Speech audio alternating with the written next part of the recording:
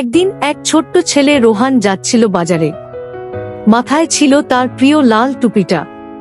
পথে হঠাৎ সে এক রহস্যময় বুড়ো মানুষকে দেখল। বুড়োটা এগিয়ে এসে বলল, এই নাও এক বোতল জাদুর রস। রোহান অবাক হয়ে জিজ্ঞেস করল, জাদুর রস? এটা খেলে কি হয়?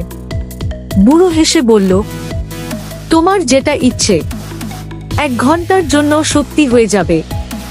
রোহান তো একটু দেরি করল না, বলে উঠল, আমি উড়তে চাই। আর মুহূর্তেই তার লাল টুপির নিচ থেকে বেরিয়ে এল 2 জোড়া পাখার মতো ডানা। সে উড়তে লাগলো মেঘের মাঝে দিয়ে, মজা করে হেসে হেসে। কিন্তু 1 ঘন্টা শেষ হতেই ডানাগুলো হঠাৎ গায়েব। সে পড়তে লাগলো সোজা নিচের দিকে, আর ধপ করে ঝুলে পড়ল এক বিশাল জাম গাছে। সেখানে বসেই মিষ্টি মিষ্টি জাম খেতে খেতে হেসে ফেল রোহান।